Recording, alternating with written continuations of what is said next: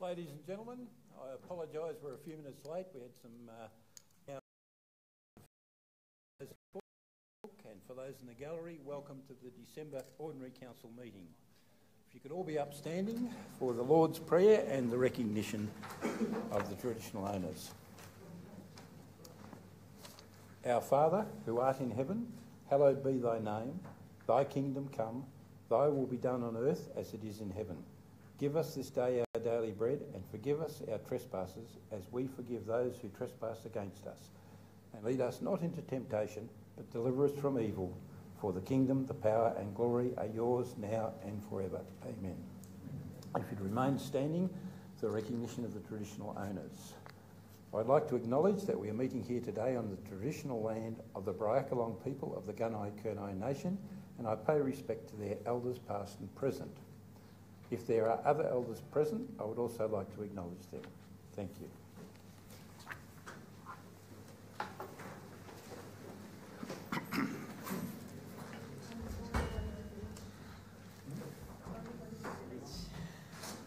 If I could just point out the conditions around the meeting. First of all, live streaming. Council is currently live streaming council meetings, and speakers here tonight will be included in the audio recording. If you do have any concerns with this, please speak to a council officer. They're located behind you. Conditions of entry. All members of the community attending the council meeting are asked to behave in a courteous and respectful manner before, during and after the meetings, and respectively, this includes no placards, posters or materials other than personal effects. In accordance with Local Law 1, please be advised that Division 10, Behaviour Section 58, says that the Chair may order and cause the removal of any person, including a councillor, who disrupts any meeting or fails to comply with the direction. Recording of council meetings. In accordance with Local Law 1, please be advised that a person must not operate audio tape or other recording equipment at any council meeting without first obtaining the consent of the council or the Chair, as the case may be. Such consent may at any time during the course of such meeting be revoked by council or the Chair. Having got through the formalities, we'll move on to apologies. All councillors are here except Councillor Gibson, who is ill, and Councillor Harriman. That's right, I'll get there. Councillor Harriman, as you're aware, Councillor Harriman is a candidate in the state election, and the seat he stood for has yet to be declared, so he's taking another week off. Declarations of interests. Councillor Howe. Thanks, Mr Mayor. I have an indirect interest through close association for item number 15.1. That's the 2018 Recreation Needs Assessment Priority Project for 1920. Okay, thank you. Any other councillor?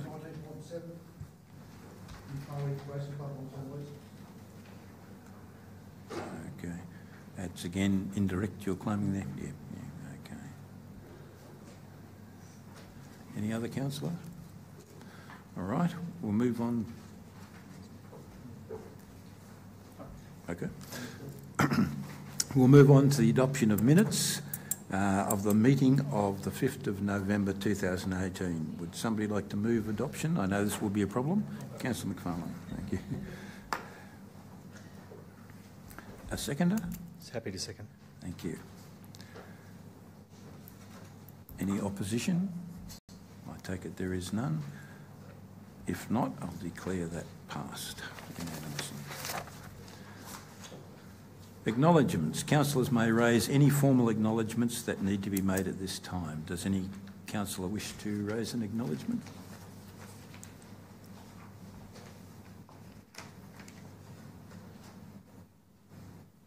Councillor O'Callaghan? Okay. Public question time. CEO to respond. I believe councillors may have a copy of the questions anyway on this sheet here. Mr CEO. Thank you, Mr Mayor. So we do have two questions on notice from Barbara and Robert Jeeves, I hope that's how you pronounce it, regarding the Hazelwood Pondage Caravan Park. So the first question is as follows. It has never been a problem in the past to get the CFA to attend a fire outbreak. I was present last year when a grass fire started at the western end of the caravan park. near on-site caravans, 10 and 11. The brigade was sent for and had the blaze under control using water from their tankers. What is different now?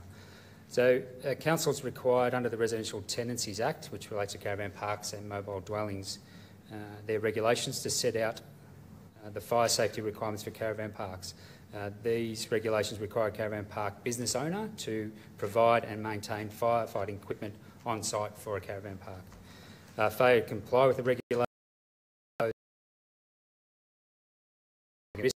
at the Hazelwood Pondage Caravan Park in this instance, as council can no longer guarantee fire service systems to supply the caravan park, and as stated above, we're required by law to abide by that as part of our operations of the caravan park. So as such, council is required to consider the future operations of the facility, given that our systems are in need of or are no longer operating.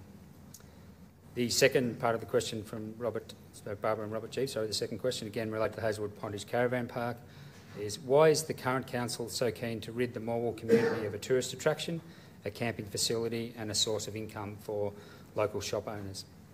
So council is committed to providing for the safety and wellbeing of our community, particularly in relation to maintaining facilities for residents, patrons and visitors in this instance. Particularly the caravan park. The safety of our community and visitors to the region is one of our highest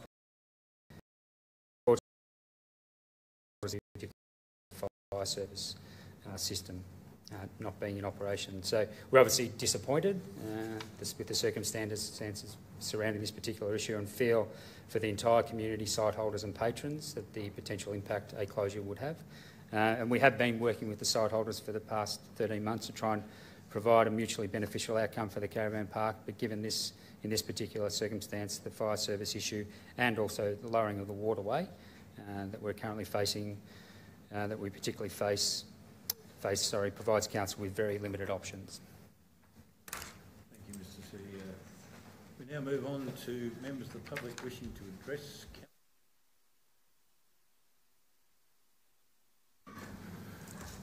Sorry about that. My media manager told me that my microphone's not on. The speakers, you get 3 minutes to address council, and then we would ask you to stay at the lectern in case councillors have questions for you. The first person to address council is Kayleen Price, who wishes to address council on item 15.3, Hazelwood Pondage Caravan Park. Kayleen, you right. I think you could, if you look over there, you'll see your 3 minutes counting off. Good evening, Mayor, members, councillors and council members. My name is Kayleen Price and I'm a member of the Safe Hazelwood Group that was formed to liaise with council, councillors and energy to discuss all matters relating to our fight to keep the pondage as a recreational waterway for locals and tourists.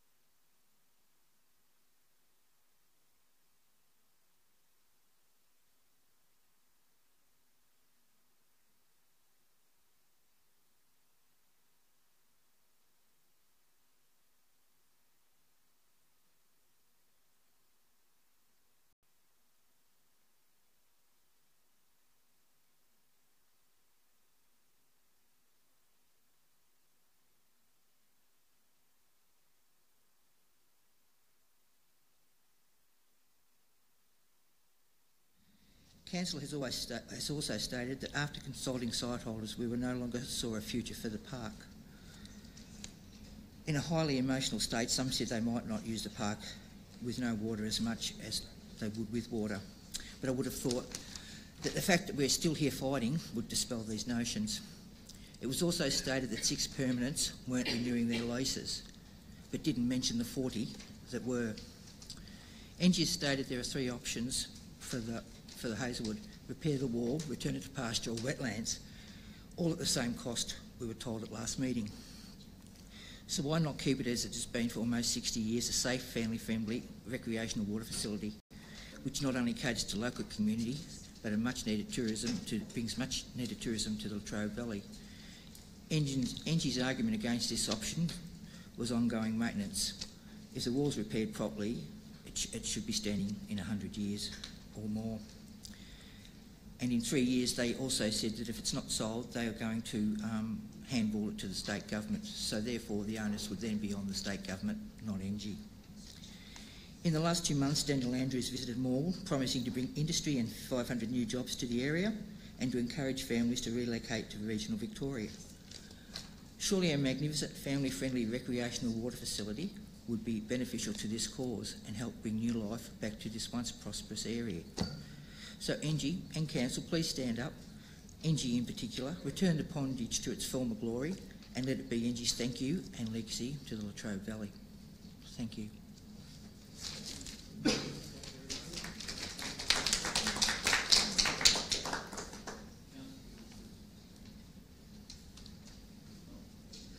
Thank you.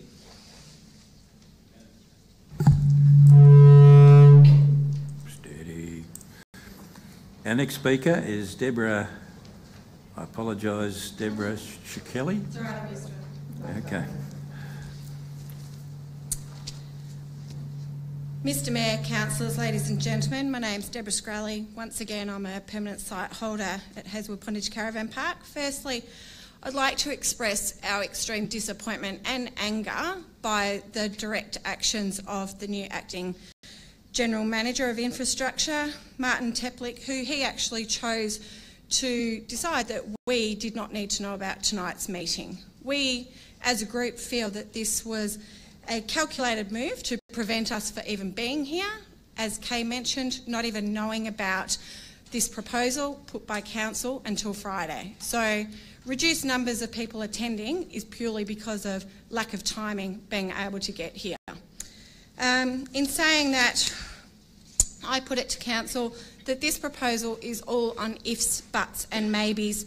The dates that are given when we had our last Council meeting, when we were given the final information that said that it was up, our fight was lost, I personally put my hand up and asked, when is our time up? We were told February, March. Not once were we indicated that this was potentially going to happen 4 weeks before Christmas. Once again, the Council delivering news to us pre-Christmas, which is obviously not appreciated. So never was a date given to us by the Council at that meeting. Nor did in the last meeting, like Kay said, all of us say that everyone would be wanting to leave the Pondage Caravan Park. There are a lot of people. I personally am a skiing family. We're water skiers, we race, we compete. There are so many people up there that continually go to Hazelwood and have done for decades to camp, to catch up with friends, and this is what we were hoping for. We accepted our fate. It was like we are on death row. We accepted our fate, but we are not willing to give up the fact that we were told you have until February, March. We were hoping just for one last Christmas and one last New Year's to spend with our friends and family, when we've been told that it would be 7 days, that we now have to make other arrangements for those festivities. Also, in that time, we would like to know how we actually meant to be dismantling our vans if there is no fire safety services. Other people here will go into further detail in regards to the investigations that we have made in a matter of 4 days since Friday finding out this information. Obviously Council does their investigations, but we too have done investigations that can obviously mean that we could come to possibly some sort of agreement with Council to extend our time with the assistance of the information provided by the local CFAs and other professionals in the industry of water pumps, hose lines, all of that. So thank you for your time and for listening. Councillors, do you have any questions for Deborah? Councillor. You'd like to? I may, if I may. Yes, by all means. Am I echoing? I think it's me. Thank you, Mr Mayor. Deborah, I'm just, you mentioned something about there having a conversations over the weekend regarding with CFAs, is that right? Yes. And correct. so you've got some information that... I personally have notes, but one of the other speakers will actually have more detailed information. We've actually had representatives from the local CFA actually attend the Pondage Caravan Park, test the equipment, give us the information and recommendations of what is a better solution It is not an $80,000 to $250,000 solution that has been put forward to us by council. There are much easier options. So if we can sit down at least and negotiate that and discuss these options before we say it's going to cost too much, you know. Okay. We accepted our fate that it's going to be with the water level dropping to 2.7 metres in total, but that is when the representative from NG said it would be February, March, not the week before Christmas. Thank you. Thank you. Any other questions? Thank you. Our next speaker is Edie Ali, and again on the same matter, Hazelwood Pondage Caravan Park.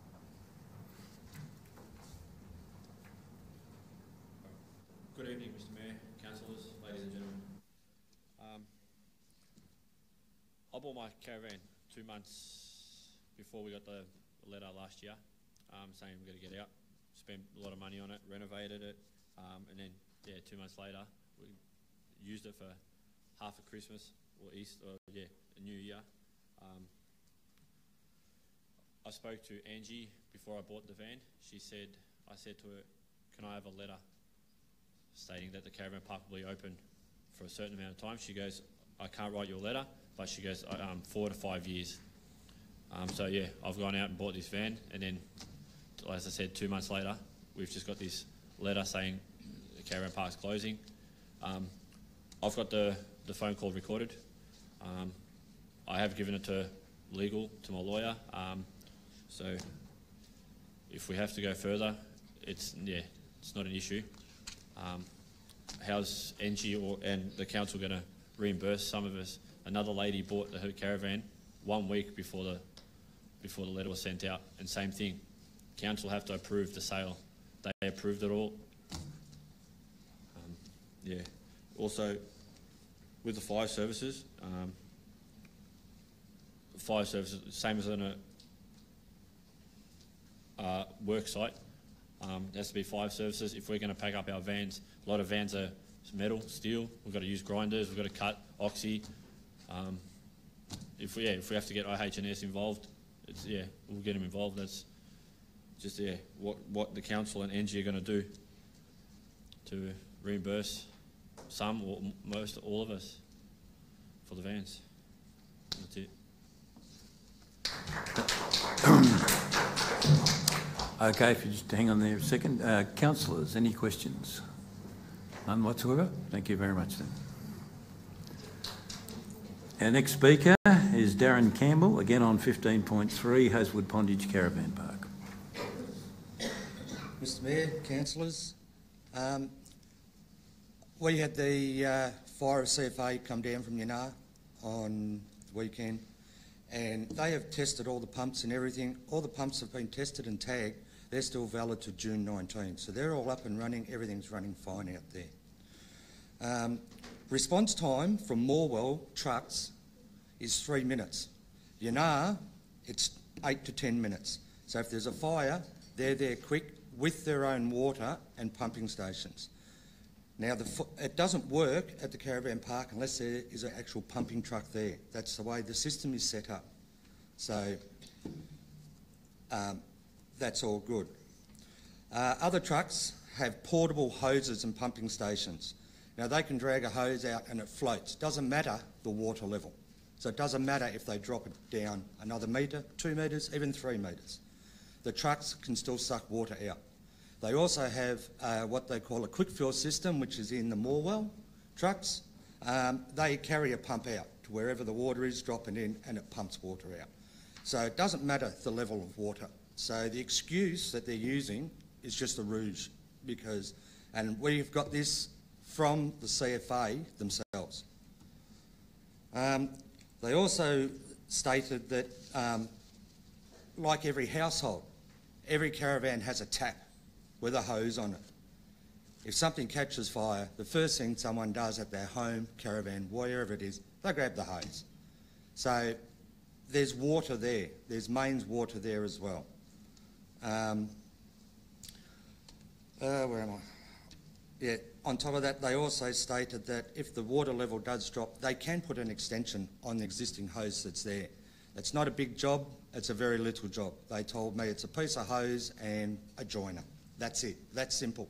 So joining a piece of pipe. In stating all that, in the opinion of the CFA, the fire system is more than adequate at the park. That is their words, not mine. And that's been stated. So, thank you very much. That's all I have to say on the fire stuff.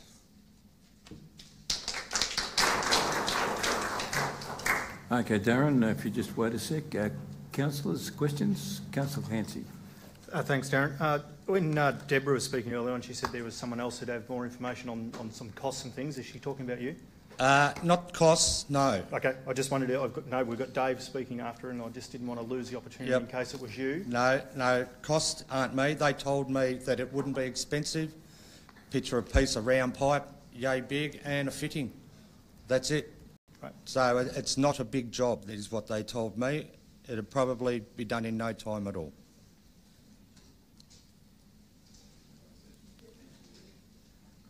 Thank you, Darren. Can I, at the start, you mentioned that a pumping truck had to be there for the fire service That's to work. correct. Can you just expand on that? When the truck gets there, they hook up. Yep. They hook up, the pumps kick in, and the pumps on their truck kick in, I believe. I was watching it. And they pump the water out. It goes through the truck into the hydrants all around the park. Okay, thank you. Now, also, when the trucks do come out, the smallest truck they come out in holds 3,800 litres with 3,000 litres of usable water to put out fires, which they also told me was way more than what they'd need for a caravan fire. So, granted, of course, that's not the whole park, that's a caravan fire. So, No, that's fair point. Thank you. Councillors, any other questions for Darren? If not, thank you, Darren. Thank you. Our next speaker is Dave Whitty, and again on 15.3 Haswood Pondage. Evening, councillors. Guests. A bit nervous up here. Just backing Darren's what he was saying. I'm a CFA member at Maryknoll in Gippsland. Been there for 20 years. I'm not sure about what Darren said about the pump. There is a pump there, and to me that does all the live reels. So if we get a fire straight away, we can at least put it out with the live wheels. My understanding is that as soon as the water goes past the suction pipe, it gets an airlock in it, it loses its prime, and that's it. Now, the way I see it is if you stick two more 6 metre lengths, providing the depth of the pressure is not more than 6 metres, it'll pump up. Once you get prime, you've got it good as gold. So that's all it takes, 2 metres. It shouldn't be a problem. And then if we get a call out, CFA will bring their quick fill in, as Darren said, and they'll use that. They won't use the pump system because it's they're only there to comply with the caravan parks. That's all I've got to say. Okay, Dave. If you just hang on there, we'll just see if the councillor's got any questions for you. Councillors? Councillor White. So, Dave, just to sort of go over it again, you're talking about, obviously, my understanding is that we as the council have got a pump there that has been used to draw the water out of the pondage and to be able to provide the water service, right? And in recent times we've had to extend that to because of the reduction in the water levels. Yep. The pipe has had to be taken further out, you know, the hose, whatever it is, further out to get pondage, get water. Yeah. And my understanding is that that's about the extremity of what this pump can handle. That's there. It can't if it goes any further out, it's going to be too much for the pump to be able to operate. You get what I'm saying? I disagree with that because with my experience. That's why I'm asking you. Providing it doesn't go deeper than 6 metres from the head of the pump, it will pick it up. Providing you get head pressure there, it will work. There is a means around it, and you can, surely the Shire's got an excavator. There's no reason why you can't excavate a hole and a sump, put a right angle bend in the pipe, and it will suck it up. Providing you don't lose your prime pressure and get the head pressure right, you should be right. It should be right to go. To me, it's not an expensive thing to do. Might be a bit of labour, depending on which way you go about it. The other alternative is surely the Shire's got a water tank, a 20,000 litre water tank, sitting around the Shire doing nothing, which they could transfer that over to the pondage and set that up to the pump, transfer the water from the pondage to the tank, and use that as your water storage. I think 20,000 litres is enough to cover it.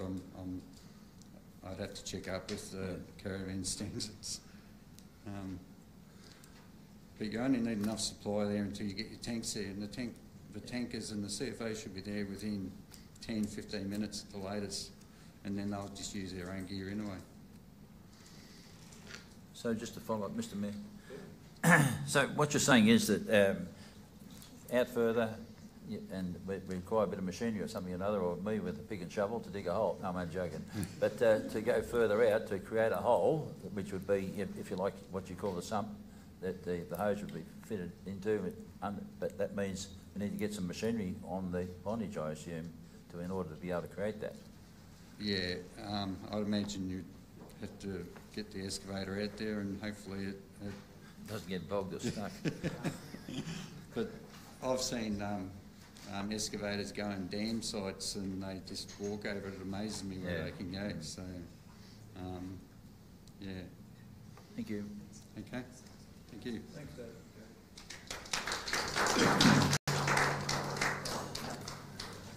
As the Hazelwood Pondage Caravan Park issue is changing almost daily, I will ask the officers to give a more detailed report before we move to that item.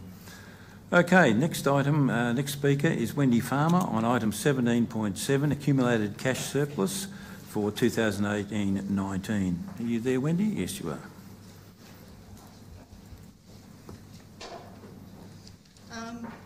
Thank you, Mayor and councillors, for having me here tonight.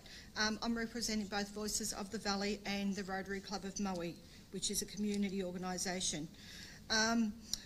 With the council surplus, I'm going to start with some other things first. Moe has had the precinct promised to the community for many years. It's a plan that is already ready to go, but it seems to lack the funding. We as Voices of the Valley and Rotary are extremely disappointed that the council hasn't seemed to want to finish this or seek funding for the precinct. This development needs to happen. Stage 1, the library, is a great example of what can be done in Moe. It's a place that I often now go with my grandchildren because I actually love the library. We used to never visit the library. It brings community together and a lot of different activities are happening there. The stage 2 and 3 of this precinct is really important to develop even more of that community spirit. We need to see this completion for the young people in Moe and Newborough.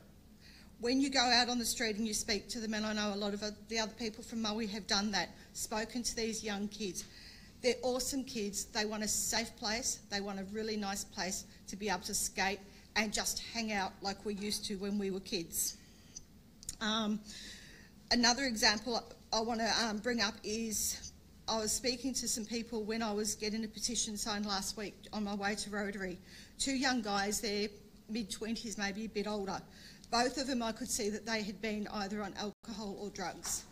I said to them, we started talking just as a casual hi, and I said to them, oh, would you like to sign this petition? Explained what it was about. They said, oh, we would love to. But they said 9 years ago, we did a petition for the same thing, that they wanted Moe developed, they wanted a skate park. And they said to me, will it ever happen? And I left thinking, had we given these young boys a place to really hang out and do things, would they have taken up drinking at the age they did, or drugs? We will never be able to answer that, but we need to give our kids places of purpose. Voices of the Valley and Rotary request Latrobe City Council to make the precinct a priority, to use excess budget money that they have now. Promise the residents of Moe and Newborough that you will seek the funding to complete the stage 2 and 3, as you will already have the start of the funding. I want to congratulate the Committee of Moe for starting to take action on this and getting this on the agenda tonight. Thank you.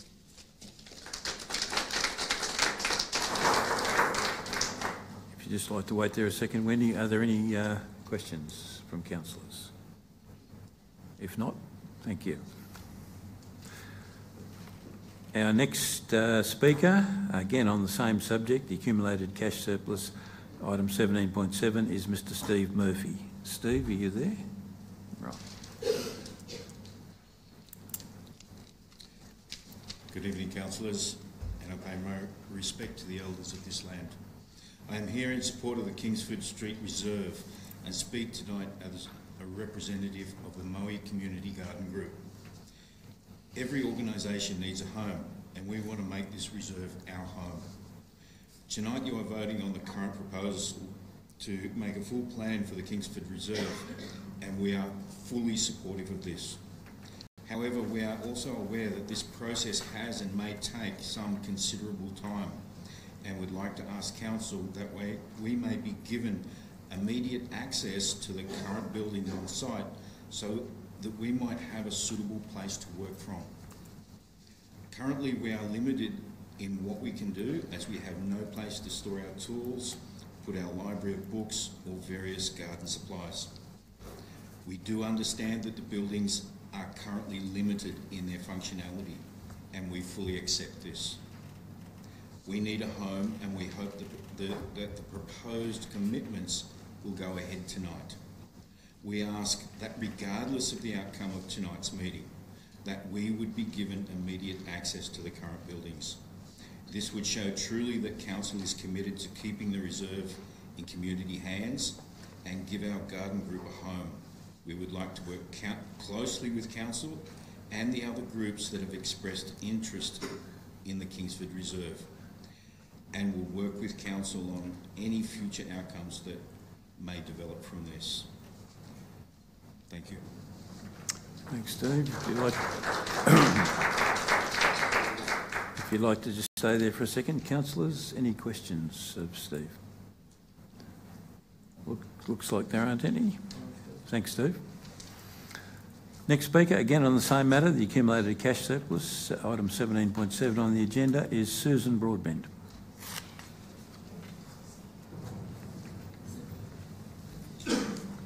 Good evening, Mayor and councillors. Thank you for allowing me to talk. MACP. 15 years ago this fight started, seriously in the last 10. We desperately need this money from the surplus allocation to go ahead and do the final plans for the next stages. And then terribly important that we move on and keep going and seek support from the government. We need to ask for this funding. We've had support from both sides of government. They're prepared and ready to go ahead. So if we can move on and get these plans done, I'm sure we can move a hell of a lot quicker. We all want to work as one Latrobe City, but what the people of Moe are sick of is seeing all the other projects that are only new in the pipeline, and they keep going above ours. And I think after, as I said, the start of it, 15 years, seriously 10 years, I think it's fair that we get a bit more forceful now and say, come on, enough's enough. Now, if you look at the problems with the youth area around the library, which was the stage 1, that should show you that there is a need for this. The kids do need somewhere. And Moe is the entry to Latrobe City. I think we should be doing a bit more to support that. Council's all about livability, jobs created and future investment. This ticks every box. So not only do I ask that you find this $200,000 out of the surplus, but we then proceed to keep pushing to seek funding to get it over the line. I think we've waited long enough. Thank you.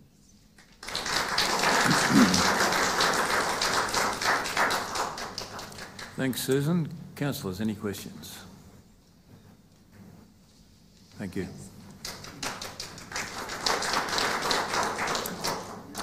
Our next speaker on the same subject is Sue Abbott. Good evening, councillors and Mayor, Deputy Mayor. I'm speaking in support of moving forward briskly with this funding to get the full detailed design plans done for the completion of the precinct, so we can obtain government funding and alike and apply for our applications to the government. I've gone through some of the old files and records, and I actually have a copy of the original report, of the final report of the master plan. It was issued in November 2009. It's now 2018. Closing in on 10 years later and still not complete. That is a lot of wasted resources, money, council resources and ratepayers that are just sitting there not moving forward. So I just want to give you a small snapshot of what the West Ward has lost within the past 20 years. Since my youngest child was born at the Moe Hospital, he was one of the last. We lost the Moe Hospital, replaced partially with a couple of call centres, Telstra and Telco, which that's now gone also. The shops that were pulled down in order for the precinct to be built, and they were purchased and the land cleared, as we all remember those. That was in 2010, and that was incorporated Gypsy's Pizza, Me's Pasta, Lincraft, real estate agents, Tony Sports, shoes repairs, and multiple office spaces. Now, all those buildings were demolished, but we have never had any new buildings rebuilt to house other new buildings or retail sectors within the CBD. 2 of those businesses relocated to other existing buildings or refurbished buildings within the CBD. Presentation College went on to Lavala College. That's now gone. No private high school in town anymore. The Market Street shops were also demolished to make way for a new shopping precinct near Kmart Coles. That never went ahead either. So those shops were demolished and nothing was replaced. 2 of those were also relocated into existing buildings. So hence you can see there's a pattern there of buildings being removed and demolished, but no other further growth has come into the area. Giovanni Sewing Warehouse, loss of jobs in industry. Marion Cakes, industry, production, lost jobs. Rockley Spinning Wheel, 200 job losses. Medicare office. Now this is just to name a few in a very short time frame. And my oldest son, 30, used to skate at that skate park that was only in a temporary position, and since then now he's 30 and it's still been sitting there, and he was 5 or 6 when he was at that park. So in closing, as a business owner that supports local people by employing 10 staff and giving over $30,000 a year to local groups, youth clubs and sporting clubs, also as a ratepayer that financially contributes and supports council in infrastructure on multiple levels, and as an advocate representing the community, we want to see a commitment by council to complete this project as it was proposed to be started as a priority within the council structure and the upcoming planning further without any delay. Thank you.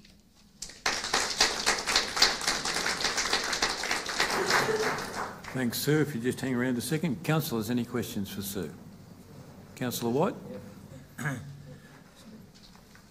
So I guess, Sue, you've obviously aware of what the council report does indicate. Yes, there's an allocation there. Yes, yeah. And I suppose, you know, in terms of providing it gets through tonight, that the detailed design, it's not going to happen overnight either. But you understand that, I guess.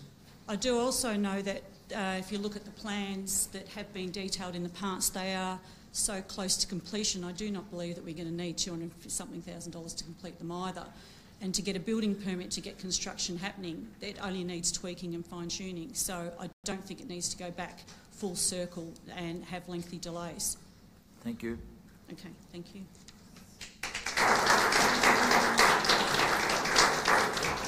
Sue, would you like to come back, please? Oh, sorry. Councillor O'Callaghan. I'm going to let it go down Got there, excited. so you're going to have to come back up here. Thanks. So just to confirm, just on that point, Yep. it is something we've discussed a little amongst ourselves is the current plans. Yeah.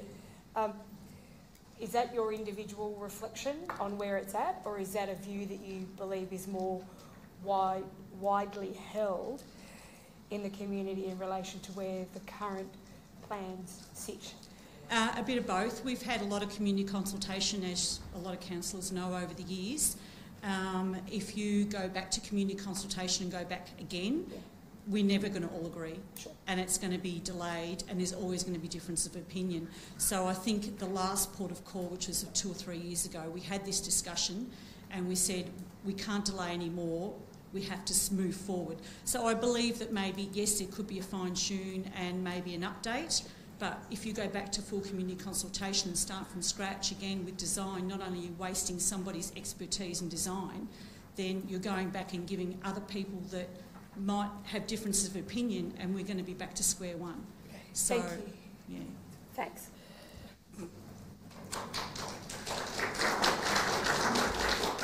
Thanks, Sue. Okay. Thank you.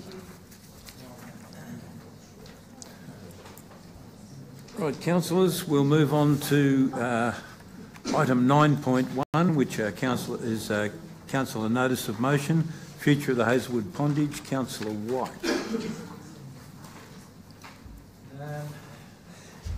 Thank you, Mr Mayor. I'd like to move that particular motion, please. Oh, sorry. Thank you, Mr Mayor. I'd like to move that particular motion, please, as will be on the screen there. Thank you. Do I have somebody to second that motion? Very happy to second that motion. Councillor Clancy. Do I have any opposition?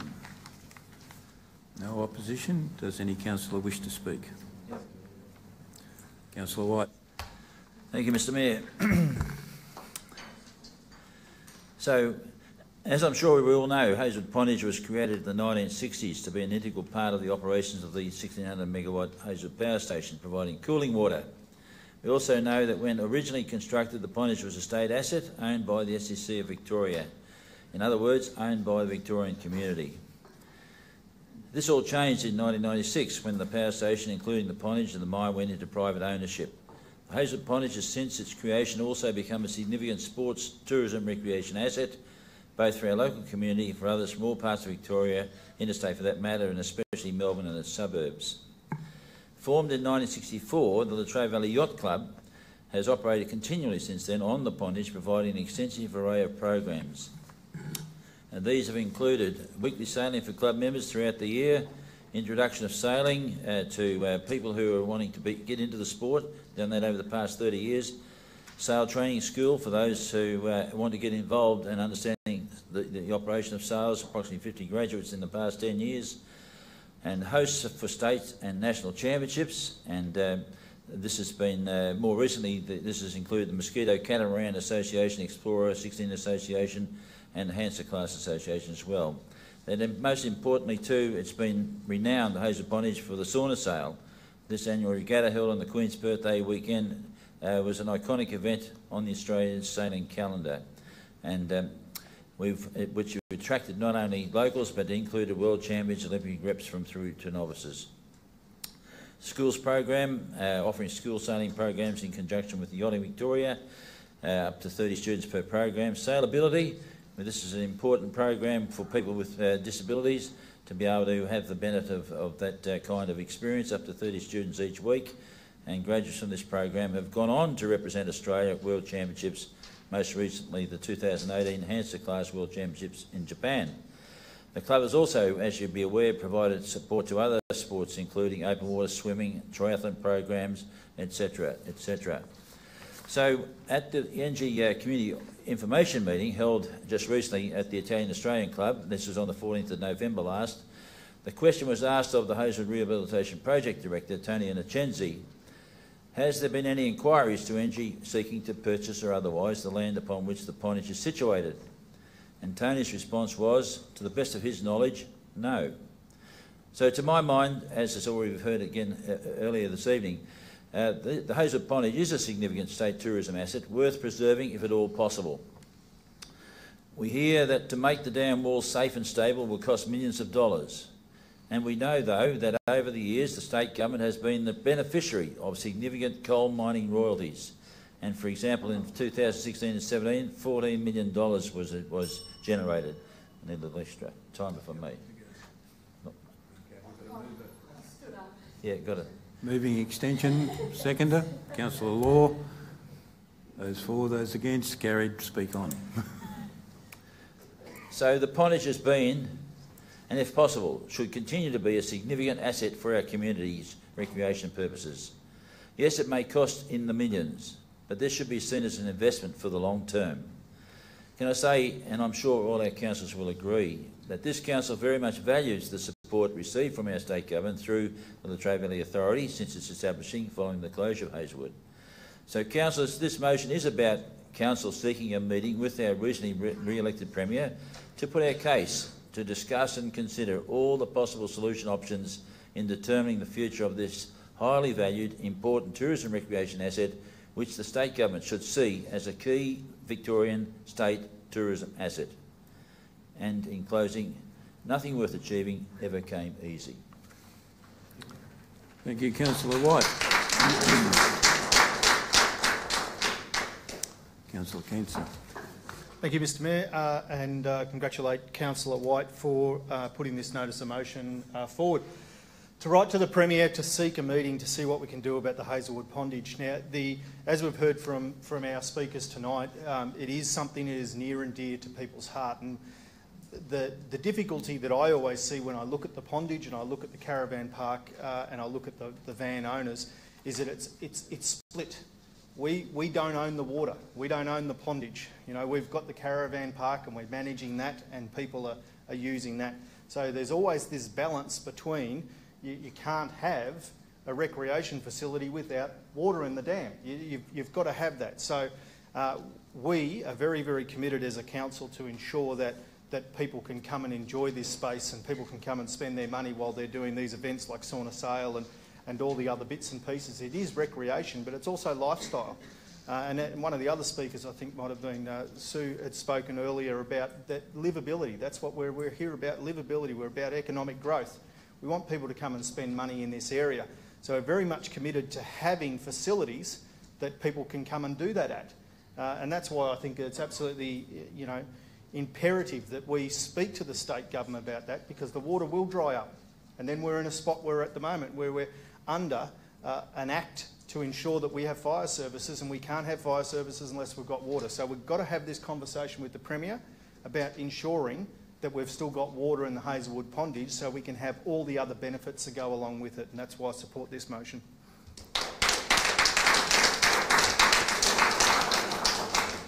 Thank you, Councillor Clancy. Does any other councillor wish to speak? On that case, I'll ask you to close, Councillor White. Thank you, Mr Mayor. Yes, I am of the view that this is really all about exploring, about possibility thinking, about what's possible going forward in the future. And, I've got some individual thoughts about what might be able to work here. But it's not just about me, it's about us as a collective, and there's people with greater expertise in this space than I have. But this is a very important, this pondage has got a long history. It's a great tourism asset, as I said before, not only for Latrobe City but for the broader Victorian community as well. And I think that we really do need to take this opportunity to have a conversation with our Premier, who through the Latrobe Valley Authority, we've been able to have some major impacts in this area, and I think that hopefully he's willing to continue to listen to us and to have the preparedness to work with us to try and find a suitable solution here that's going to create a win-win outcome for all concerned, and that the Hazelwood pondage does have a long-term future ahead of it. Thank you, Councillor White.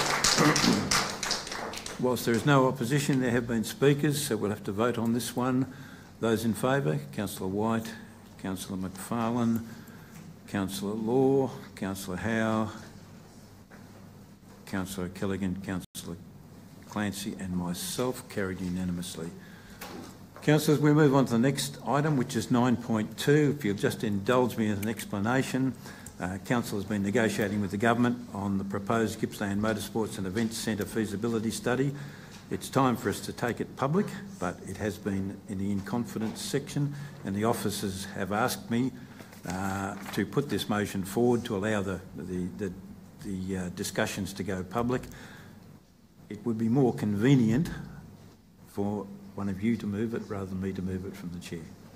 Councillor O'Callaghan, Councillor Howe. That's right. Councillor Howe moving.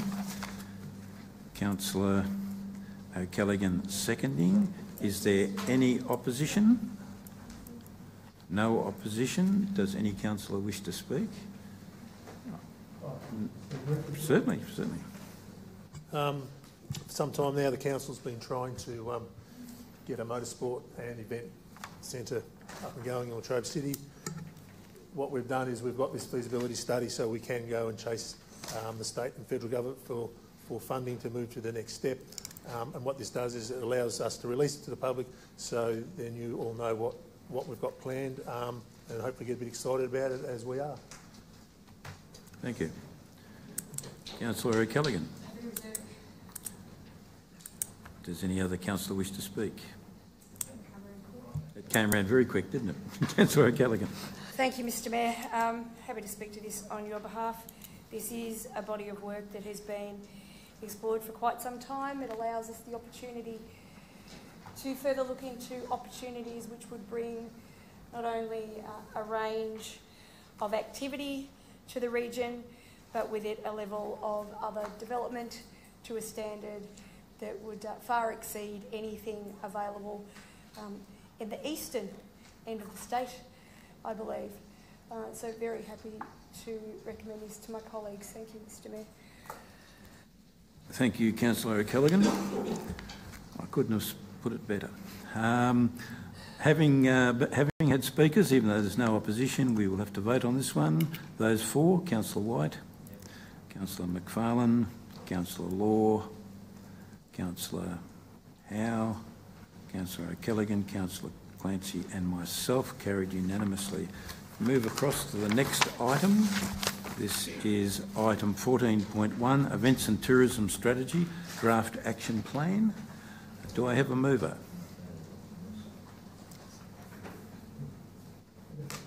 Okay, thank you.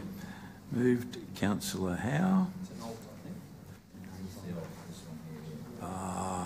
My apologies, councillors. I missed there is an alternate motion.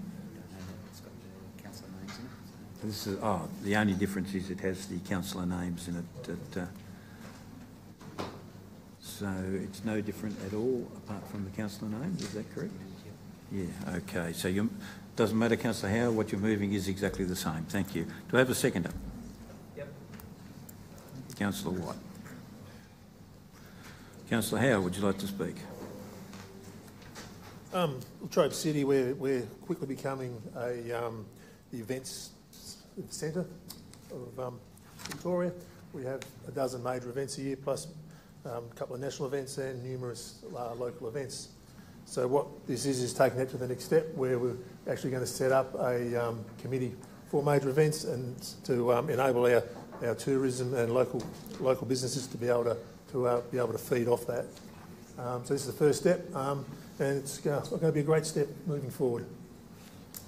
Thank you. Councillor White. Well, basically to concur with the remarks of Councillor Howe, this is really about the existing Latrobe City Tourism Advisory Committee being, if you like, reconstructed to embrace the events aspect of what our municipality is on about. And I think that the framework that's been created here, as expressed in the documentation we have before us, does deliver us a good framework that we can operate within. And as Councillor Howe did indicate, events, tourism is a critical part of what our municipality has become known for, and hopefully as time goes on, will even become that aspect will become an even greater strength going forward into the future. Thank you, Councillor White. Does any other councillor wish to speak? Councillor Clancy. I'll have a go. Thanks, Mr Mayor. I think it's worthwhile as we get to this point, as this motion suggests that we abolish the current Latrobe City Tourism Advisory Committee, that as this goes forward, that we thank the people who have served on this advisory committee for a number of years. It's been active in the time that I've been here, and 2 years that I've been here, I've sat on that committee. And for the volunteers that give their time on a monthly basis to come along, and whether they be small business owners, people who work in the tourism sector, or just people who have got a bit of a nous that have come along and give us their ideas. I'd like to thank the committee, the advisory committee, for all the time that they have done in the last 10 or so years that I think that's been going. Councillor White, you've sat on that for that period of time, and they've been a testament to good judgment and a good method and good way forward. Thank you, Councillor Clancy. Any other councillor wish to speak? On that basis, would you like to close, Councillor Howell?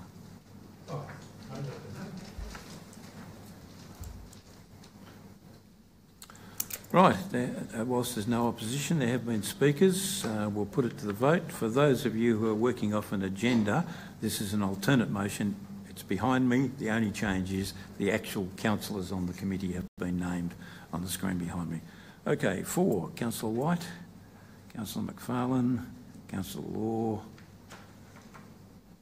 Councillor Howe, Councillor Callaghan, Councillor Clancy and myself, I declare that carried. Moving on to 14.2, which is the endorsement of the Grow Gippsland Action Plan. Do I have a mover? Yeah. Moving. Second? Councillor McFarlane, thank you. Councillor Watt. Sorry. Any opposition? Loses his voice, needs a drink. Yeah, so, Mr Mayor, this is an action plan that's been seeking our council endorsement of it. And the Grow Gippsland Regional Action Plan and Compact is a collaborative program that's been established between industry and government that seeks to strengthen the regional social and economic outcomes. And of course, it's all about increasing job opportunities through procurement and employment. And the Latrobe Valley Authority, as we know, according to the report, have been commissioned to develop the Grow Gippsland program, and it's one that really has been conducted by Arc Blue on behalf of the Latrobe Valley Authority across all municipalities in Gippsland. And it's a collaborative effort, and it's a regional initiative originally developed, if you like, between the Give Where You Live Foundation and the Geelong Regional Alliance, and to address disadvantage in the Geelong and Colac area. That was the model that's been applied here. And so it's been now established across a number of regional Victorian locations with the aim of addressing disadvantage and strengthening regional economies. And a key objective of the Grow Gippsland is to work as a catalyst in capacity builder, inspiring action, activating local collaborations and building the capacity of regional stakeholders to embed and sustain a Grow Gippsland approach. And so I'm very satisfied with the aims and aspirations as represented in this document, and happy to give a recommendation. Thank you, Councillor White. Councillor McFarlane. Thank you. Any other councillor wish to speak? If not, would you like to close, Councillor White? No, thanks. No opposition, but there have been speakers, so we'll have to go to the vote again. Those in favour, Councillor White, Councillor McFarlane, Councillor Law, Councillor Howe, Councillor O'Callaghan, Councillor Clancy and myself, carried unanimously. Move now to item 14.3, the annual report for development contribution plans. So moved, Mr Mayor. Moved Councillor McFarlane, seconded Councillor Law. Any opposition? No opposition. Would you like to speak, Councillor McFarlane? I think it's self-explanatory, Mr Mayor. Thank you. Still classified as having spoken? You should have got your money's worth. Yeah, it might be quicker. Councillor Law. I got that one. Any other councillor wish to speak? No other councillor wishing to speak. Councillor McFarlane, do you wish to close? However, Councillor McFarlane, having spoken other than yes or no, he has spoken, so we'll put it to the vote. Those in favour, Councillor White, Councillor McFarlane, Councillor Law, Councillor Howe, Councillor Callaghan, Clancy and myself, carried unanimously. We move next to item 15.1, Recreation Needs Assessment. And we have an alternative motion. Oh, you are moving a further alternative. Oh, I'm out of order. Okay, conflict. Going to get a biscuit, fair enough. Councillors, 15.1, there is a slight change to the wording. You'll see that in your alternate motion there. It is just cleaning up the wording. It doesn't change the significance of the motion. Do I have a mover? Councillor McFarlane. Seconder? Second. Councillor White. Do I have any opposition? Speak. Councillor McFarlane. Thank you, Mr Mayor. Just briefly, this is a process which the council has been working through over recent times in relation to the recreation needs assessment, where it's identified a number of projects that need to go through a pipeline into the 1920 budget for consideration for future funding. The second part of the motion also refers to some additional funds to allow detailed design and cost plans to be done, so that we're up and running should and when the projects become shovel ready. And further than that, there's 5 projects that the council's confirming, subject to approved matching funding. We express applications through the LVA, so it's the start of our budgetary process, and it's getting some of the programs and projects into some sort of order. Thank you, Mr Mayor. Thank you. Councillor White. Thanks. Does any other councillor wish to speak? If not, do you wish to close, Councillor McFarlane? Well, only briefly to say, Mr Mayor, and so that people don't get the information wrong, this isn't suggesting that these projects are going to be funded next year. All it is doing is putting them in the process for budget considerations, along with a whole heap of other projects that this council will have to look at and weigh up. Thank you. Thanks, Councillor McFarlane. Having been speakers, we will have to put it to the vote. Those in favour, Councillor White, Councillor McFarlane, Councillor Law, Councillor Howe outside, Councillor O'Callaghan, Councillor Clancy and Councillor Mills. I saw you vote. You're holding your hand vertical. You voted. Don't you be causing trouble. We'll wait till the return of Councillor Howe.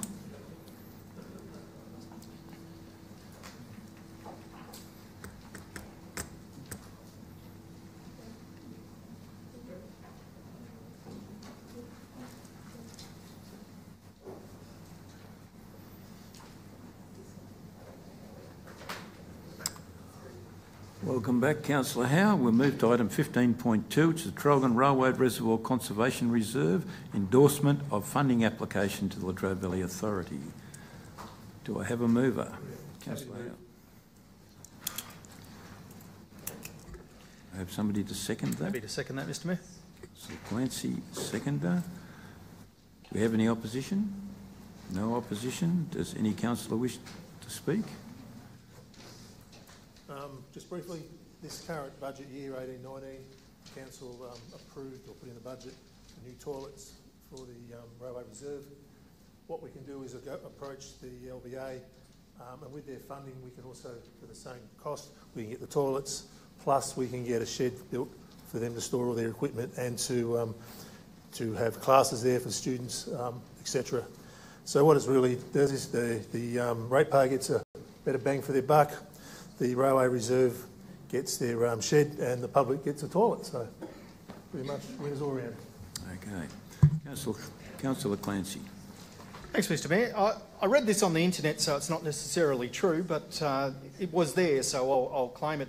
As I was Googling a couple of months ago, I found out that the Traralgon Railway Reserve is the #1 tourist attraction, according to TripAdvisor, that you can have in Traralgon. So it's not necessarily the #1 tourist attraction, but it is the #1 tourist attraction according to TripAdvisor, which is the internet company that tells people where to go.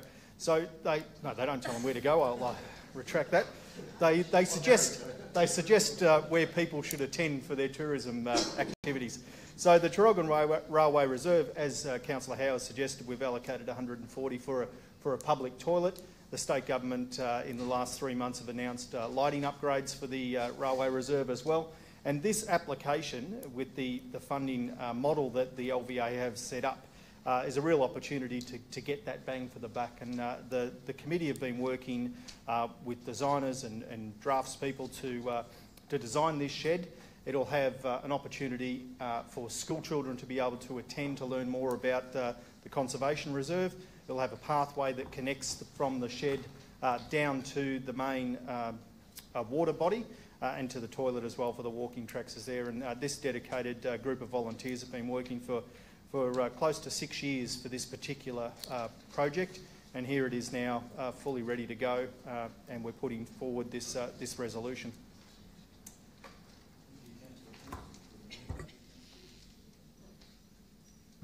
I need an audio manager, don't I? Would any other councillor wish to speak? If not, would you wish to close? Councillor Howe? No. Okay. There being no opposition but speakers, we'll put it to the vote. Councillor White. In favour, I'm sorry. Councillor McFarlane. Councillor Law. Councillor Howe. Councillor O'Callaghan. Councillor Clancy and myself, carried unanimously. Councillors, there have been a lot of late developments around the Hazelwood Pondage Caravan Park, excuse me, right up to the information provided by the speakers. Councillor White has asked if we could adjourn for 10 minutes for councillors to discuss the latest information. So I'm in your hands there. Moved. Second. Councillor Howe. We'll adjourn for 10 minutes. Members of the gallery, this is just to allow the councillors to discuss the latest information we have. We'll be back in 10 minutes. Thank you. Yes, by all means, grab a cup of tea outside. You want your paper back? Okay, no worries.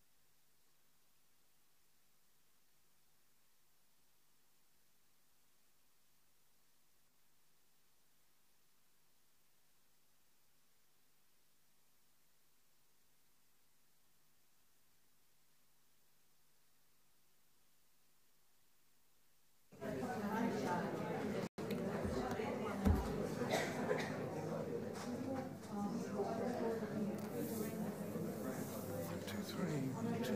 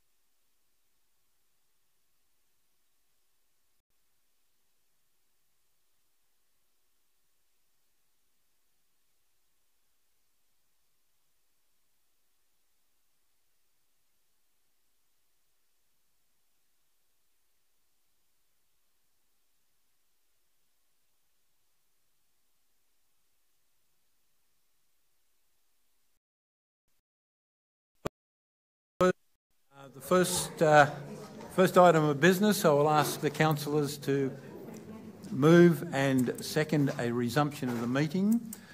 Just a note to the governance officers, there will be a report before what you're doing is required, so don't panic.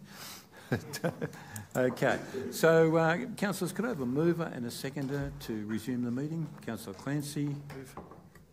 Councillor McFarlane. I take it there's no opposition. So we're back in business. Now, if I could speak to address the gallery on this point. The reason why this matter has come to a head so quickly is that we have legal advice that the pondage must be closed tomorrow. The CEO will deliver a report on the background of those circumstances, and I'd ask you to listen and just listen, absorb what he says, and then we'll move on to a motion put by the councillors where we will attempt to meet your requirements. So we'll explain why this matter has come to a head tonight, why the issue is, and then the councillors will attempt to move a motion that may go some way to meeting your requirements. So a bit of a process here. I'll ask the CEO to explain. There is a legal situation where we must close the pondage tomorrow. We'll hear that report, then the councillors will move on from there. Okay, thank you. Steve. Thank you, Mr Mayor. I suppose first I'd just like to apologise to the site holders that they weren't advised that the agenda item was on tonight's council meeting agenda, so that was something I'll take responsibility for.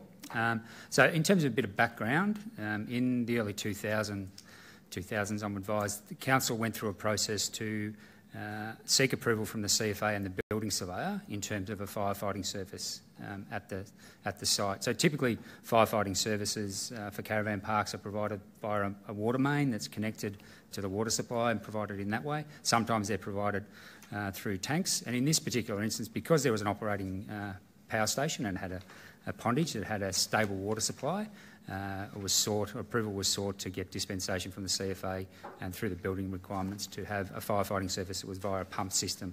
So that, and I think the speakers articulated this quite well, in terms of that firefighting service, it's the first line of defence. And so having those reels and a pump system that actually services those to address an initial fire is the first line of defence. And then obviously the CFA would attend, and they'd have their own equipment, which as I said, was quite well articulated by some of the speakers in terms of having pumps that they may put into the water to actually provide for that service. So it's really the first line of defence. So earlier this year in July, when the water level was being reduced, we did extend the current firefighting services. We had some difficulty with that, and we got experts in to advise us on that. So the system was extended by the pipe system by about 18 metres, and it was able to operate. It has failed on one occasion previously, and we were able to get that back up and running, but it has failed again just recently, and we haven't been able to get that up and running as an independent standalone firefighting service, although if the CFA were to turn up, as was discussed earlier, they would be able to use their systems to fight any fire. So as I said, it's the first line of defence. So I suppose importantly, we are required, because of the regulations regarding caravan parks and also building surveyors regulations in terms of the Building Act to have a firefighting service. Not having one means that we can't operate the caravan park. So in terms of the recommendation that was being put forward, the idea was that there would be a closure and then there would be a period, so the caravan would formally close, but then there would be a period for decommissioning for people to take their goods away. So because you're not operating caravan park, there's no requirement then to have a firefighting service on the site. So that was the intent behind that. So I suppose importantly, any alternative firefighting system that could be implemented as NG reduces their water level, which could commence in coming weeks. They've advised us they have been working towards getting approval from the EPA to further reduce the water level, would require further investment from council, and it may also require us to have conversations with the CFA and the building surveyor in terms of that dispensation, again in terms of operating a new system, just depending on the extent of that. So they're probably the key points, Mr Mayor, in terms of how the system had got to the point that it's at and potentially what the options are in terms of future systems. Mr CEO, you have pointed out, but perhaps if you could quote us the actual act where we are obliged, because the system does not work today, we are obliged to close the park. Yes, so it's the Residential Tenancies, Caravan Parks and Mobile Dwellings Registration and Standards Regulations set out the fire safety requirements for caravan parks. So is it fair to say that the equipment is not working today? That's what I'm advised as of today. Yeah.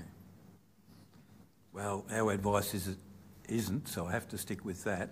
So effectively, if the fire system isn't working today, we are obliged under that Act to close the caravan park. Is that correct? So yeah, we have had some advice, independent advice, that articulated that quite well, in that if we don't have an operating firefighting service, then we're unable to continue operating a caravan park. Okay. Thank you for that. Councillors, have you got any questions for the CEO on that report? Okay, thank you. Now, for members of the gallery, what will now be proposed is a motion by the councillors, which we will hope can solve this issue, at least for the temporary Christmas period. So, councillors, I believe there is an alternate motion. Who is moving that motion? Councillor White. Mr Mayor. And I'll turn around. Is it behind me? It is. Okay. And up there. Okay, members of the gallery, you might like to look at the screen behind me. This is the alternate motion that councillors have come up with, which we hope will meet your requirements for the Christmas New Year period. As you'll see, it involves closing the car park tomorrow to meet our... Beg what? Caravan, what do I call it? Car park, caravan park, tomorrow to meet our legal obligations, but working very quickly to see if we can get an alternate fire system up. I think we're looking... Anyway, I'll let the councillors explain that in their motion. So we have it moved by Councillor White, seconded by Councillor Clancy. Is there any opposition? If there is no opposition, councillors, do you wish to speak? Councillor White. Well, thank you, Mr Mayor, and thank you to our Acting CEO for his explanation of the obligations and responsibilities we have as a council. And I think that with the goodwill of the council, what we're trying to do here, Mr Mayor, is to find a way forward that will enable the caravan park holders to be able to, site holders to be able to, and by the way, caravan park and not sit holders but site holders, just down in the number 4.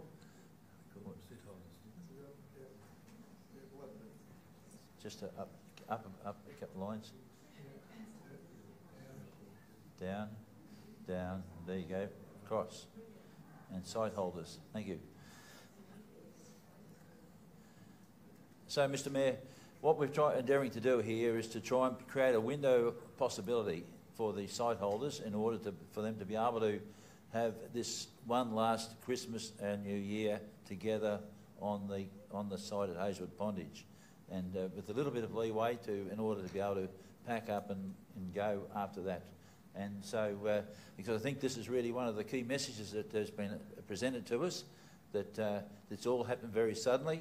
We have got obligations and responsibilities under the, as described by our Acting CEO, that we have to can't ignore. But on the other side of that, the council is prepared to commit an amount of funds up to $20,000 for the provision of interim firefighting services, so that all our site holders there who would like to spend that last Christmas and New Year together have that opportunity to do so. And so I think that this will be very well received by the site holders, and it is a great credit to this council that has been prepared to form a view along these lines, so that in the circumstances that we find ourselves within, and hopefully it will be the councillors will all be supportive of this new recommendation that we have before us, and hopefully it will also be very acceptable to the site holders. Thank you, Councillor White. Councillor Clancy. Thanks, Mr Mayor. Look, this situation is less than ideal. You know, to put it quite frankly, it sucks. It really does. It's just horrible. But one of the things that we can control is the fire services. One of the things we can't control is the supply of water. So we've looked at a number of options, and whether that be, you know, an excavator and digging a trench to a pit to supply, whether that be a tank system, we will explore those options. And that's why it's very important to note that we have put in the words immediately explore those options. We know that this is important to you. We know that there's an expectation that you want to be holidaying over Christmas and New Year. We also note that we put in temporarily closed. We're not closing the caravan park. We have to, under law, we have to, that's our statutory responsibility. We have to close that. So ideally, it's no good. We're in a situation, and what we're trying to do as a council is we're trying to fix that. We're trying to fix that for the people who holiday there. We're trying to fix that for the people who want to come and have a look around when they're on holidays as well. We do have to get over the hurdle of dealing with ONGI. It's their waterway. We do have to get over the hurdle of the dispensation with the CFA. So we currently have a dispensation with them to say that we can get water from the pondage for our firefighting services. We have to talk to them as well. So we hope that that isn't going to take us very long to do. We do want to work very, very quickly. We are aware. We thank you very much to the site holders who've come down and spoken to us tonight and made us aware of the situation as well. And we will be working, and the officers will be working through the acting CEO and his team to ensure that this happens very, very quickly and we get some answers. And I think that it's important that we also note that we need to communicate with you instantly. As soon as we know something and we've locked things in, that we'll let you know, so what you're doing. One of the things we've got there is the 14th of January. We note that that's a fortnight, well, it's 12 days away from Australia Day, and I'm sure you'd love Australia Day weekend as well. We have to have a cut-off point somewhere, and if it's not Australia Day, then it's Easter. And so we have to make a point. So the 14th of January gives people a bit of a chance. Christmas, New Year, a week or so after that. You know, I'd love to apologise for what we've done, but really it's out of our hands. We haven't done anything. It's not our waterway. So we're trying to get that right for you, and we're working through this process, and this alternate motion that Councillor White's put up goes a long way to that to happen for you. Thank you, Councillor Clancy. Is any other councillor wish to speak? Councillor McFarlane. Oh, you're only moving in your chair, right. No other councillors wishing to speak. Councillor White, would you like to close? Thank you, Mr Mayor. Yes, as indicated by Councillor Clancy, this has really been a tough situation for us to try and find a way forward, and I think that our very best endeavours have been applied to this, Mr Mayor, and hopefully that's understood and appreciated by the site holders, and and hopefully, as Councillor Clancy indicate, that we immediately undertake the activity of exploring options to find potential solutions that will enable us to get the site holders through to the 14th of January. So let's hope that we can make that work. Thank you. Thank you, Councillor White. There having been speakers, we'll have to vote. Those for: Councillor White, Councillor McFarlane, Councillor Law, Councillor Howe, Councillor O'Callaghan, Councillor Clancy and myself. On that basis, I declare the motion carried unanimously. If members of the gallery would like to get a copy of that motion, it will be on our website. Mr CEO, roughly when?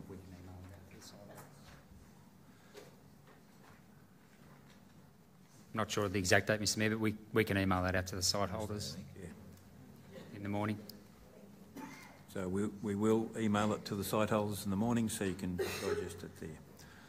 All right, councillors, we move on to item 15.4, Latrobe Creative Precinct proposed removal of vegetation. Do I have a mover? All the councillors looking at me, Mr Mayor. I wonder why. Councillor Clancy moved. A seconder? Councillor Howe, thank you for that. Do we have any opposition? No opposition. Councillor Clancy, do you wish to speak? Only ever so briefly, is that this is a removal of 27 trees on the side of the Creative Precinct. It does make me feel good to stand up and move a motion to remove trees. It's just not in my veins, I don't think, to be voting to remove trees. But this is where our Creative Precinct and our Industry Training Centre is going in the future, and these trees must be removed for that building purposes. The trees, as you'll note in the agenda and the reports that have been supplied, they're non-Indigenous trees. They are non-significant trees to Latrobe City. I've spoken to some people who worked for the city of Tarrelgan, or the old Shire of Tarrelgan, who planted the trees, and they remember where they came from. Some of the trees, 3 in particular, are along the front of the little theatre area, were donated by Kevin Hines from the Royal Botanic Gardens when he worked there. And Root Whelan put those in, so we're extending the invitation to Root to be a part of the replanting of the new trees that might happen around the Creative Precinct, so he can continue his involvement in what he does, and he's still doing some great work around our municipality in the area of trees and all the bits and pieces that Root does. So we're going to be in contact with him about that.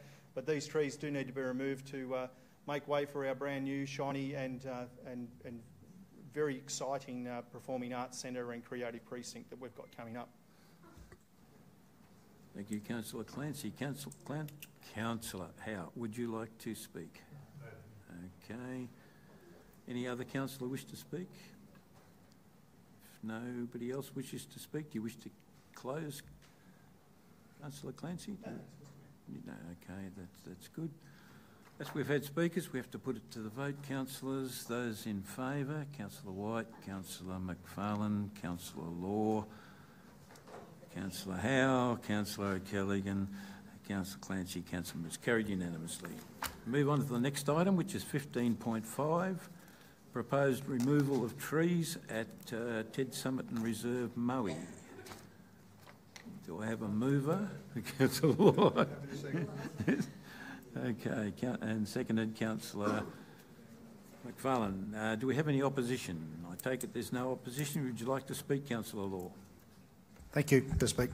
Yes, these were trees that were actually planted not that long ago in the reconstruction of the Maui Place redevelopment up on the hill. So they're not what you'd call native to the reserve. So it is just a statutory thing, just basically to seek council approval to remove those non-native trees. Thank you. Councillor McFarlane. No, thank you. Thank you. Any other councillor wish to speak? Councillor Law, do you wish to close? Having had speakers, we'll put it for the vote. Those in favour, Councillor White, Councillor McFarlane, Councillor Law, Councillor Howe, Councillor O'Callaghan, Clancy, Middlemiss, carried unanimously. Move on to item 15.6. Councillors, am I in the right place? Yes. Regional Roads Victoria Maintenance Agreement. Do I have a mover? Councillor McFarlane. Councillor Howe seconding. Any opposition? No opposition. Any councillor wish to speak? Councillor McFarlane. Thank you, Mr Mayor. This resolution comes after some lengthy negotiations with Vic Roads in relation to maintenance responsibility on our major town entrances. Through those negotiations, as the report indicates, there's been some rejigging of the various contributions that enable Vic Roads to contribute slightly more than they had in the past to those agreements. However, it also puts some additional requirement on council to fund some additional works as has been negotiated through the process. And I think we all appreciate that it is important for our entries and exits from our main towns on the highway, Maui, Maul and Traralgon, that the maintenance standards on those entrances and exits be of a standard that becomes what our municipality is. And this additional funding that forms part of this process will allow that standard to be upgraded and hopefully maintained in perpetuity. Thank you, Mr Mayor.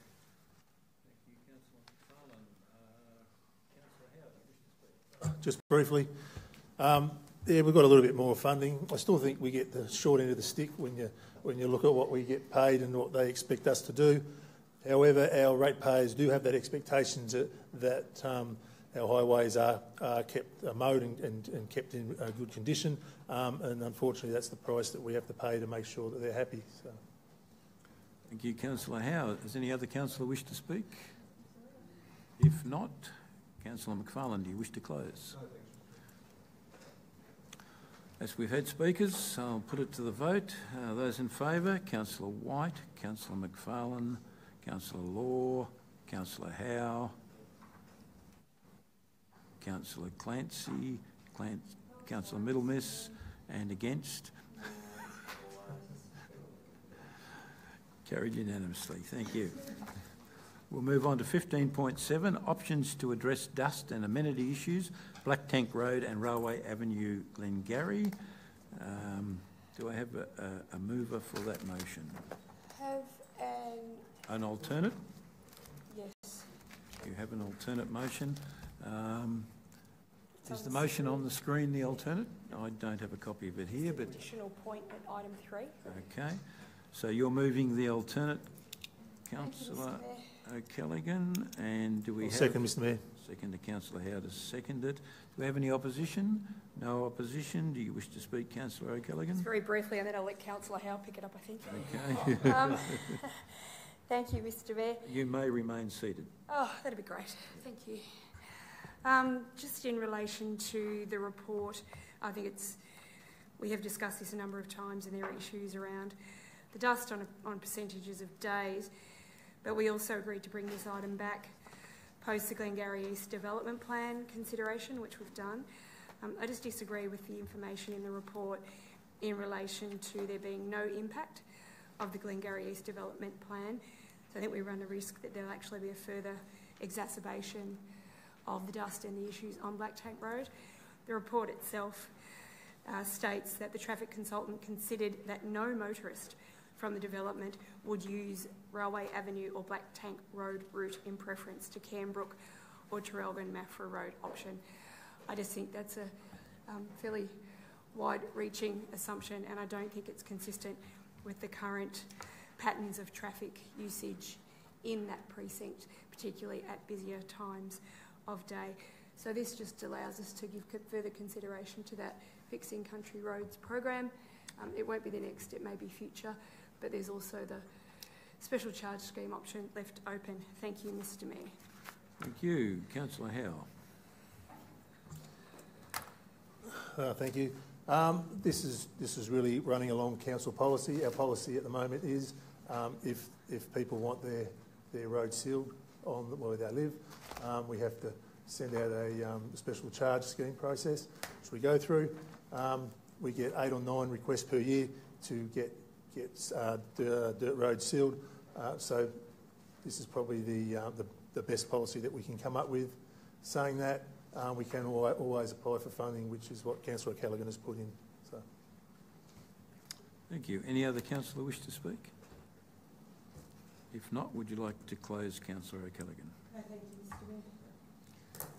All right, having had speakers, we'll put it to the vote. Those in favour, Councillor White, Councillor McFarlane, Councillor Law, Councillor Howe, O'Callaghan, Clancy, Middlemiss, carried unanimously.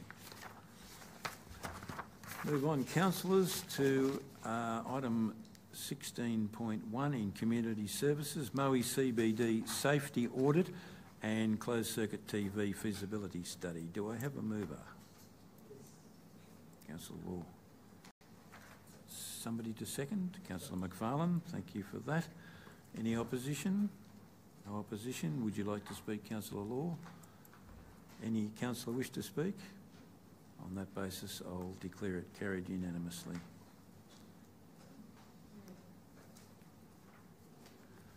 Right, moving on again to item 17.1, proposed council meeting dates in 2019. Thanks for your haste. Somebody second? Councillor White. Second, that's right. Yes, seconder. Any opposition? None. Any councillor wish to speak? None. On that basis, carried unanimously. Right, moving on again. 17.2, appointment of councillor delegates to committees.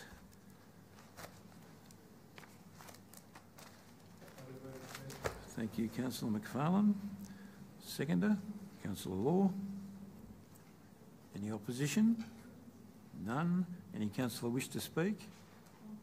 If not, I'll declare it carried unanimously. Okay, on to 17.3, which is council committee review, appointment of... Isn't that what I just did? No, councillor delegates. Cunning. Okay, councillor committee review, appointment of committee members. Fairly lengthy motion, councillors. Do I have a mover? Councillor Law. Second, Councillor Howe.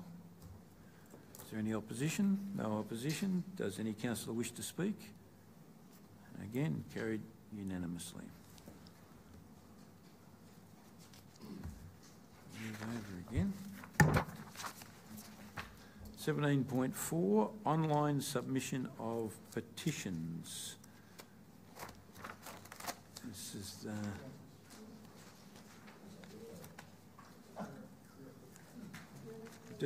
councillors, do you think we'd benefit from an officer's report, or are you happy to move straight into this one? Yeah, no, happy to move this, Mr Mayor. Okay, thanks, Councillor Clancy. Move Councillor Clancy, seconded Councillor O'Callaghan. Does any opposition? Does any councillor wish to speak? You speak, certainly. Thanks, Mr Mayor.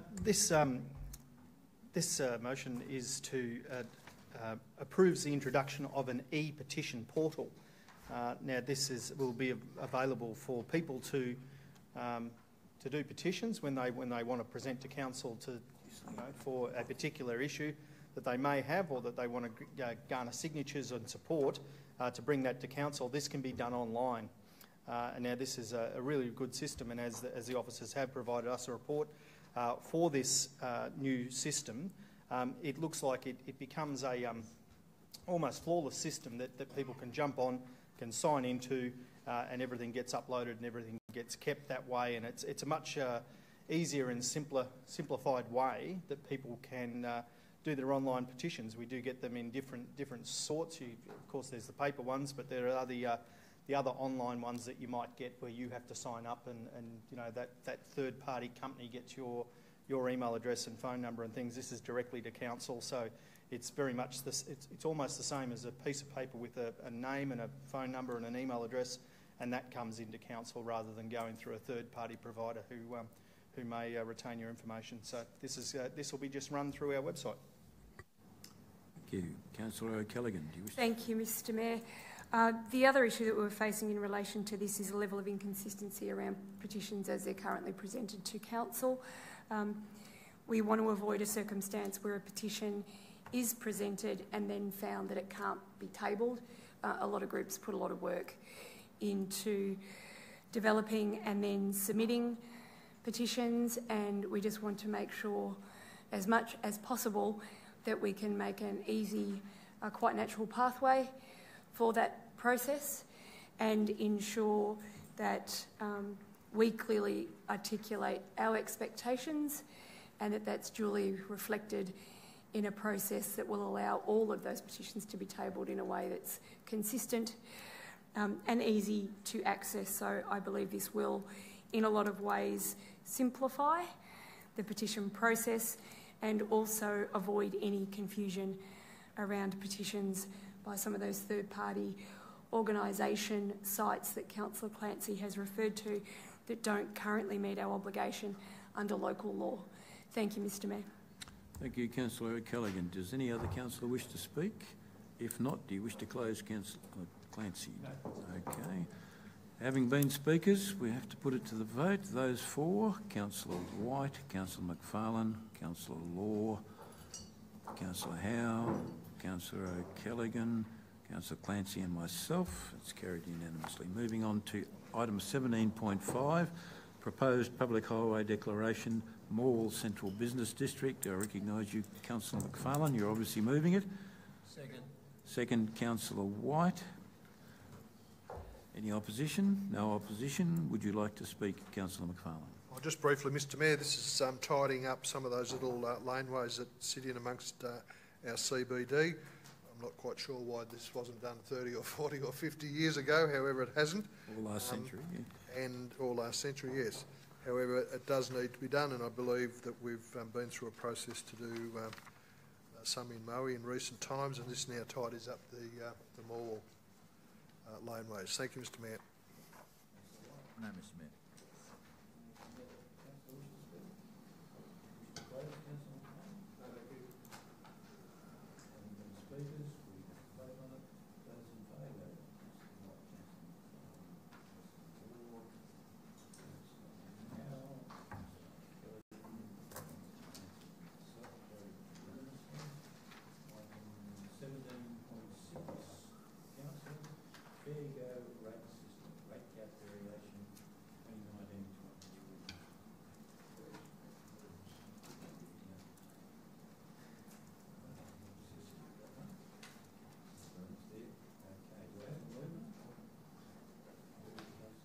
Moved, yep.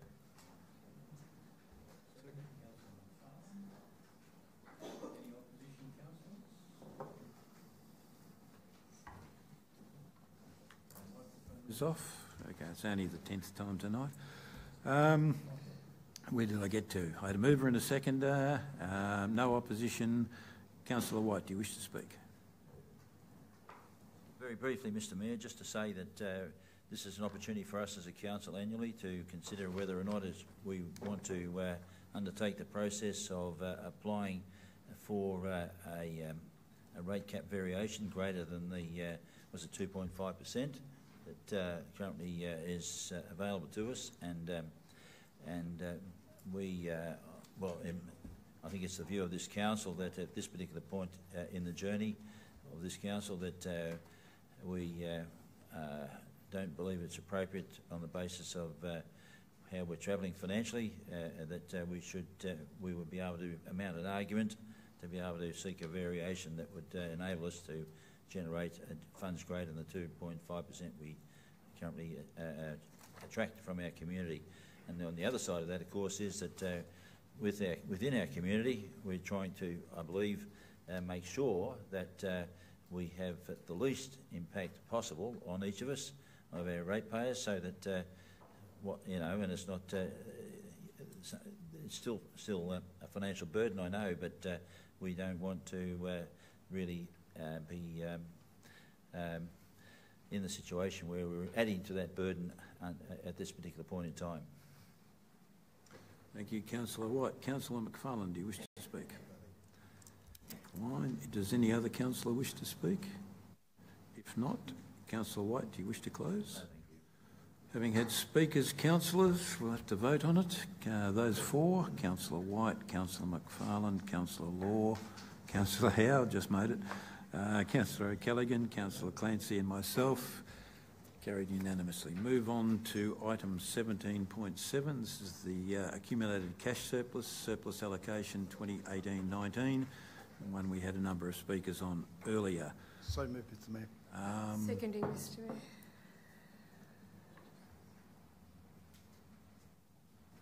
Can I ask Councillor Howe, was this the one you were proposing an alternate on? Yeah, it's in. Oh. I'll talk to it. So the alternate. So we have actually moved the alternate. Yes. That's yes. great. Sorry. I'm the only one here who didn't know. That's all right. Doesn't matter. But okay, we moved the alternate motion. For members of the gallery, there is an alternate motion to the one that's in your agenda. That is the motion that appears behind me now. So who was moving it? Councillor Law. Do we have a seconder? Councillor O'Callaghan. Do we have any opposition? I take it no. On that basis, do you wish to speak, Councillor Law? Yes, thank you, Mr Mayor. This is just purely that the Latrobe City Council at this point in time is in a position where we can actually allocate some funds to some key projects that have been sitting there in the wings that probably need to be brought to the forefront. And from the people of Maui that have spoken tonight and have been very passionate in the last few months to raise their concerns about their CBD and especially the continuation of the MACP project. I much appreciate the time and effort that they've put in. It's been a great effort by some very few, well, not very few, but a lot of people to get a good result. And I think this is just the start of the process. The community is definitely behind where we're leading in the MACP. It is about working with all our groups within the City for Maui, mainly the Traders Association and the Committee for Maui, and I'm sure that they will be having a good input into this master plan, the design of this actual project, because at this point in time, the actual design of this project has reached a high level. It's not that far off being full detailed design. So we probably won't need that $200,000, but we do need the work done ASAP so we can move it forward with hopefully some input from both federal government to help this project get out of the ground. So again, and also not to forget the development at Kingsford Reserve about the community garden, because that's another key component that our town has been crying out for, and I thank the Speaker tonight for the time that he's put in to get that raised again as well. Thank you. Thank you, Councillor Law. Councillor O'Callaghan. Thank you, Mr Mayor, and thank you to Councillor Law for covering off on those items. I will speak to a few of the others, and I believe Councillor Howe would also like to speak to some as well. So the accumulated cash surplus is effectively an element of budget considerations that we need to attend to, and in terms of the cash surplus, these are the items that we've determined should be further considered and agreed through tonight's motion to be accepted. So Councillor Law's already spoken to Maui Revitalisation and the master plan for Kingsford Reserve in Maui, so I won't speak further to those. We do also have some operational projects as identified by the Chief Executive Officer, which also includes the 2019 Federation Uni Intern Program. That program also allows us to provide extended work experience and in situ training for those studying at Federation University. There's a range of streams and they come in and add value to those programs, and one of our staff members came from that program itself, one of our staff members here this evening.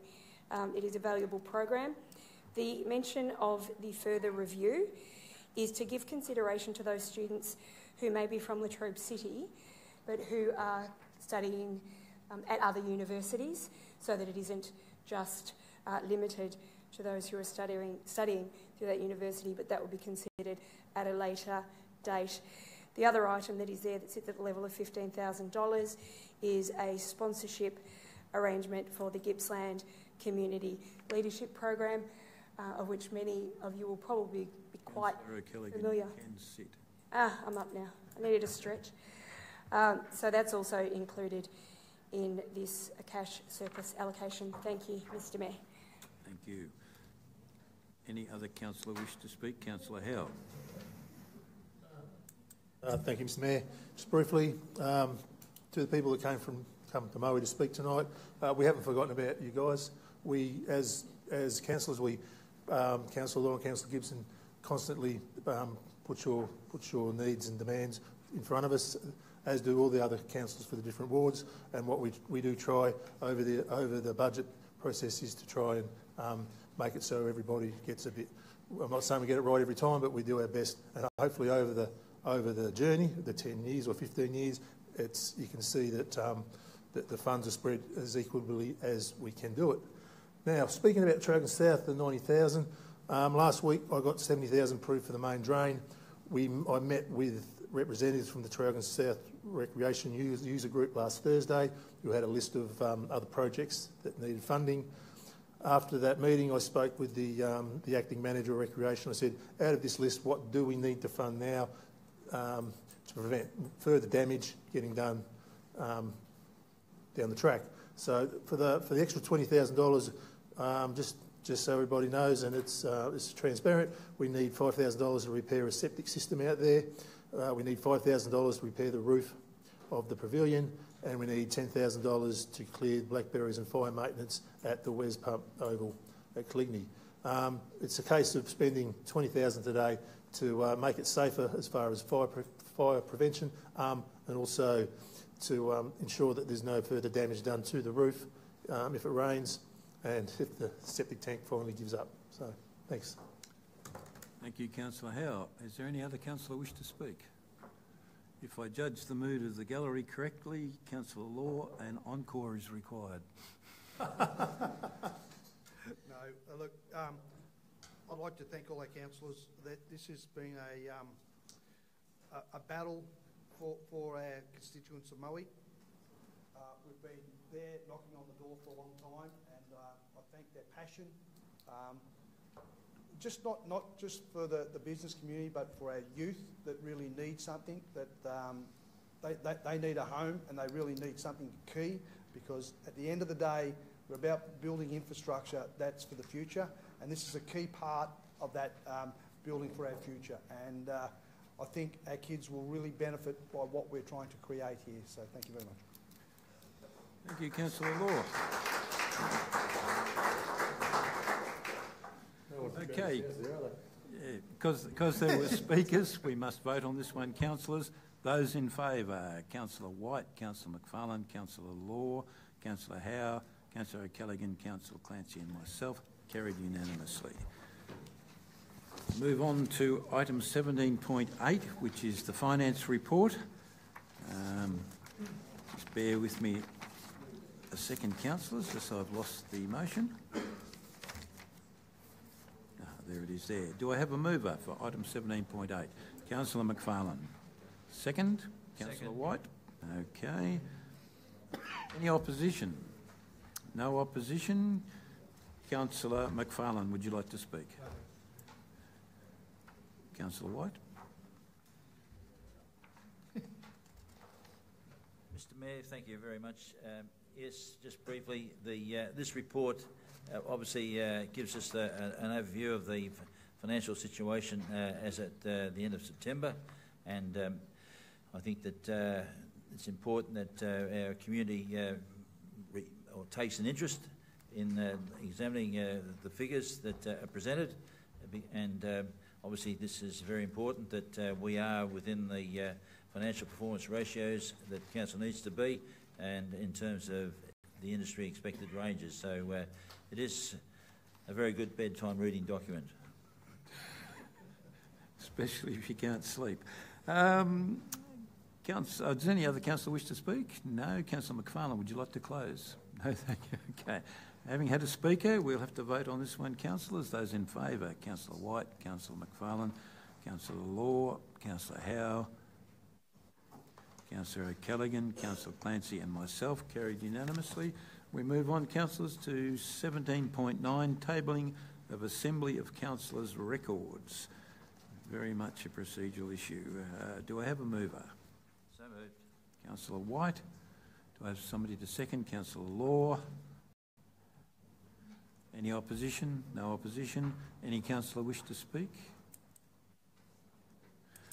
No speakers. I'll class that one as carried unanimously. That was 17.9.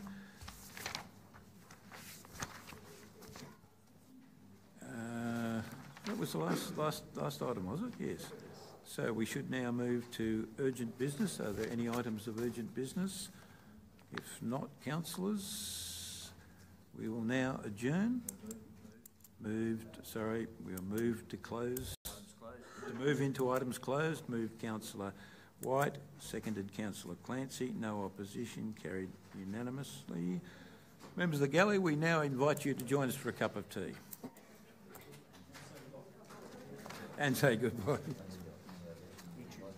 And of course, those live streaming on Facebook, we bid you goodbye. And thank you for joining us.